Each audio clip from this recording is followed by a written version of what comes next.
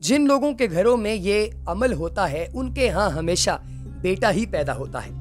دوستو، آپ سب کو دل کی عطا گہرائیوں سے الف لام میم کی ایک اور انفارمیٹیو ویڈیو میں خوش آمدید کہتے ہیں۔ اگر آپ نے ابھی تک ہمارے چینل کو سبسکرائب نہیں کیا تو ایسی اور انفارمیٹیو ویڈیوز لگاتار دیکھنے کے لیے چینل کو سبسکرائب کرنا، بیل آئیکن پر کلک کرنا اور کمنٹ سیکشن میں اپنی قیمتی رائے کا اظہار کرنا ہرگز نہ بھولیے گا۔ دوستو، اولاد تو سبھی کو عزیز ہوتی ہے، لیکن مشرقی والدین یہ چاہتے ہیں کہ ان کے ہاں بیٹا پیدا ہو، تاکہ ان کے گھر کے اندر جب بیٹا پیدا ہوتا ہے تو انہیں اس حوالے سے جو ہے وہ سکون ملتا ہے کہ شاید یہ بیٹا بڑا ہو کر ان لوگوں کو سنبھالے گا اور ان کے خاندان کے لیے ایک سہارا بنے گا۔ اس لیے عمومی طور پہ بیٹے کی خواہش کی جاتی ہے ہر تیسری جگہ پر، اور لوگ یہ بھی سوچتے رہتے ہیں اور دعائیں کرتے رہتے ہیں کہ اللہ تعالیٰ کی ذات جو ہے وہ انہیں بیٹا عطا فرمائے۔ آج کی اس انفارمیٹیو ویڈیو میں ہم آپ کو کچھ ایسے اعمال بتائیں گے جن کو کرنے سے انشاءاللہ تعالیٰ آپ کے ہاں اولاد نرینہ ہی پیدا ہوگی اللہ تبارک و تعالیٰ کی رحمت سے، اور آپ کے ہاں جب بیٹا پیدا ہو جائے تو اللہ تبارک و تعالیٰ کا شکر بھی ادا کیجیے گا، اور ساتھ ہی ساتھ اس بیٹے کو نیک اعمال کی تربیت دینا لازمی طور پر یاد رکھیے گا، اسے بھولیے گا نہیں۔ دوستو، اب بڑھتے ہیں ویڈیو میں اور آپ کو بتاتے ہیں کہ اولاد نرینہ پیدا کرنے کے لیے کیا کیا وظائف ہیں۔ سب سے پہلا وظیفہ جو آپ تک پہنچاؤں گا اس سے پہلے آپ سے گزارش کروں گا کہ باوضو ہو کر آپ یہ عمل کیجیے گا، اور اگر آپ کو اس عمل سے فائدہ پہنچے تو اسے اپنے دیگر دوست احباب کے ساتھ بھی ضرور شیئر کیجیے گا۔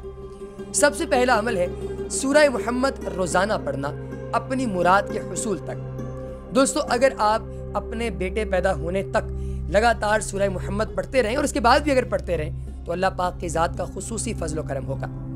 ہر فرض نماز کے بعد ایک تسبیح آپ نے پڑھنی ہے، یا مبدی پیدائش کی ابتدا کرنے والا اللہ تبارک و تعالیٰ کا صفاتی نام یا مبدی، یہ آپ نے پڑھنا ہے۔ اسی طریقے سے تیسرا عمل یہ ہے کہ ہر فرض نماز کے بعد ایک تسبیح یا وارثو پڑھنی ہے، یا وارثو کی ایک تسبیح ہر فرض نماز کے بعد۔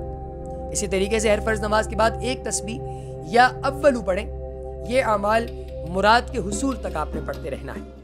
ایک مشہور عالم دین کی کتاب میں ایک واقعہ جو ہے وہ بھی اور ایک وظیفہ جو ہے وہ موجود ہے، جس کے 100% نتائج بہت سے لوگوں کو حاصل ہوئے ہیں۔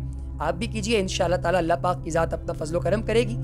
عورت 5 وقت کی نماز کی پابندی کرے، ہر فرض نماز کے بعد شہادت کی انگلی سے ناف پر محمد لکھے اور صلی اللہ علیہ وآلہ وسلم پڑھے۔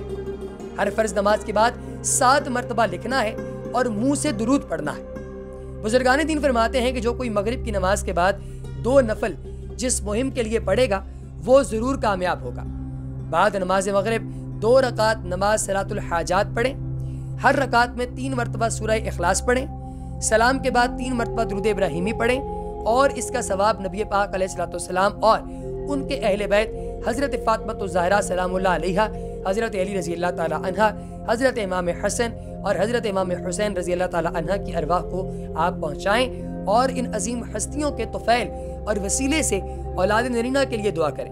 مراد حصول کے تک انشاءاللہ تعالی اللہ تبارک و تعالیٰ کی ذات آپ کو آپ کی مراد عطا کرے۔ عورت لگاتار 7 روزے رکھے اور افطار کے وقت پانی پر یا خالقو یا باریو یا مصورو 21 مرتبہ پڑھ کر پھونکیں۔ افطار میں سب سے پہلے ایک کھجور کھائیں، سنت نبوی صلی اللہ علیہ وآلہ وسلم پر عمل کی نیت سے۔ اس کے بعد دم کیا ہوا پانی پی لیں، انشاءاللہ تعالی اسی مہینے حمل ٹھہرے گا۔ میں نے اپنے تمام ملنے والوں کو یہ وظائف بتائے ہیں، الحمدللہ 100% نتیجہ رہا۔ پہلے تو مجھے شیطان نے بہکانا شروع کیا کہ یہ تکبر تو نہیں کہ میں سب کو اولاد نرینہ کا بتا رہا ہوں، یہ پڑھو تو اولاد نرینہ ہوگی۔ 2-3 دن پریشانی میں گزرے، اللہ تعالیٰ نے خود ہی رہنمائی فرمائی کہ یہ تو صدقہ جاریہ ہے، ایک علم ہے اور علم لوگوں تک پہنچانا صدقہ جاریہ ہے۔ اس عمل کی برکت سے اللہ نے اپنا فضل کیا، اور حضور نبی پاک علیہ الصلوۃ والسلام کا پیغام مجھے ملا کہ ان تمام امت کے لیے یہ جو میں آپ کو بات بتا رہا ہوں، یہ اس شخص کی ہے جس نے یہ عمل کیا ہے اور جس نے یہ عمل بتائے ہیں اور جس نے خواب دیکھا۔ کہتے ہیں کہ جس بندے کو پیغام دیے جا رہے ہیں، آقا دو جہاں علیہ الصلوۃ والسلام کی پیاری پیاری زلفوں کا صدقہ ان تمام لوگوں کے ہاں الحمدللہ بیٹا پیدا ہو رہا ہے۔ یہ اگر آپ پڑھنا شروع کریں جو اعمال آپ کو بتائیں تو انشاءاللہ تعالیٰ بیٹا جو ہے وہ پیدا ہوگا۔ اب ہم سائنسی بنیادوں پر دیکھتے ہیں کہ کن جوڑوں کے ہاں لڑکا پیدا ہونے کا زیادہ امکان ہوتا ہے۔ برطانوی سائنسدانوں نے لڑکے یا لڑکی کی پیدائش کے امکان کو میلاد کی شرح سے منسلک کر کے ایک نیا متنازع دعویٰ کر دیا ہے۔ اس دعوے کی بنیاد جدید تحقیق کی بجائے تقریباً 300 سال قبل انقلاب فرانس سے پہلے کی جانے والی تحقیقات پر رکھی گئی۔ اس تحقیق کے مطابق جوڑوں میں ملاپ کی شرح جس قدر زیادہ ہوگی، بیٹے کی پیدائش کا امکان بھی اسی قدر زیادہ ہوگا، جبکہ کم ملاپ کرنے والے جوڑوں میں بیٹی کی پیدائش کا امکان زیادہ ہوگا۔ تحقیق کار ڈیوڈ اسپیگلیٹی کا اپنی کتاب سیکس بائی نمبرز میں کہنا ہے کہ بچے کی جنس متعین کرنے میں والدین کے ہارمونز کا لیول بڑا اہم کردار ادا کرتا۔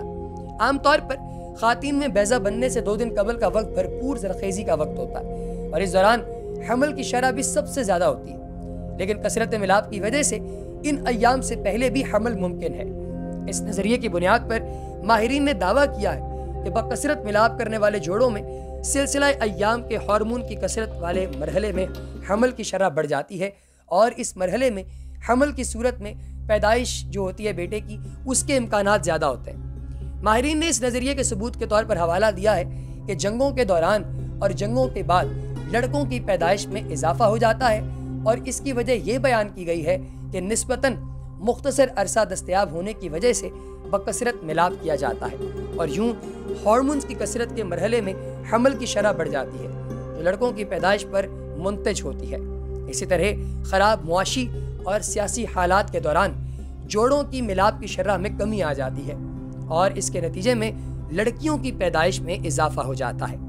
اب یہ ایک سائنسی بیس ہے، اس کو آپ کی مرضی، آپ درست ماننا چاہیں آپ درست مانیں، آپ غلط ماننا چاہتے ہیں آپ غلط مانیں، لیکن یہ وہ چیز ہے جس کے بارے میں آپ کو علم لازمی طور پہ ہونا چاہیے۔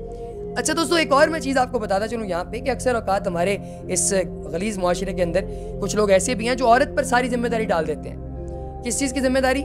بچہ نہ ہونے کی بھی اور ساتھ ہی ساتھ جو ہے وہ لڑکا یا لڑکی کے پیدا ہونے کی بھی۔ اور آپ نے دیکھا ہوگا اپنی نظروں سے طلاقیں ہو رہی ہیں نعوذ باللہ ہمارے معاشرے کے اندر، حالانکہ سائنسی اعتبار سے یہ بات ایک لا بن چکی ہے، ایک تھیوری نہیں بلکہ لا ہے کہ مرد کا مکمل 100% کردار ہی مرد کا ہوتا ہے کہ لڑکا پیدا ہوگا یا لڑکی پیدا ہوگی۔ اگر آپ دیکھیں نا تو یہ سائنسی بنیاد پہ پیدا کیسے ہوتے ہیں، تو یہ جوڑے بنتے ہیں۔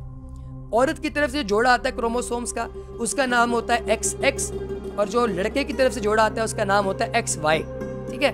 اب اگر XY جو ہے اس میں سے Y لڑکی کے X کے ساتھ ملے گا تو بنے گا لڑکا، اگر لڑکے کا X لڑکی کے X کے ساتھ ملے گا تو بنے گی لڑکی، یعنی مکمل دار و مدار کس پہ ہے؟ لڑکے پہ۔